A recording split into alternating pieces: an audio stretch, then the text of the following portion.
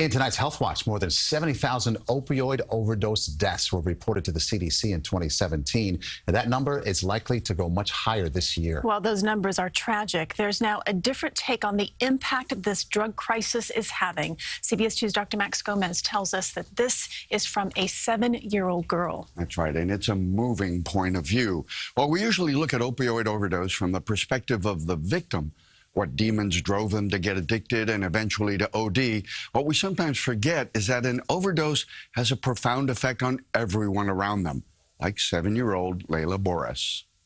Most of the people in my family do drugs. They're struggling and stuff to try to get better, but they just can't. It's a moving and surprisingly matter-of-fact admission from 7-year-old Leila. It comes in a documentary from producers Ken Spooner and Mike Mee. Life with Leila tells a story of the 7-year-old New Jersey girl who's surrounded by a family struggling with drug abuse. Leila lost her aunt to a fatal heroin overdose. She and her family try to stop her uncle from going down the same tragic path. But it was Leila's relationship to her aunt that comes through as the driving emotion behind Leila's quest to protect her family.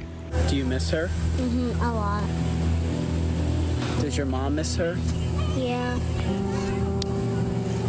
All my family misses her. The film shows us how Leila deals with the loss of her aunt Melissa, sometimes celebrating, sometimes brutally frank, and sometimes what sounds like, get over it.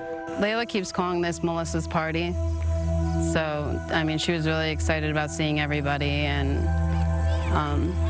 she has all her friends here, so she's having a blast. When she talks about Melissa, she's angry. Like, she tells me to get over it and stop crying. It's like, I feel like she's trying not to cry, so that's her way of expressing it.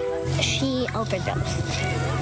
She got really sick, and she also choked on her own puke. The documentary won Best New Jersey Film at the recent Montclair Film Festival, and the producers hope to show it to high schools around the state to drive home the widespread impact and tragedy of opioid abuse.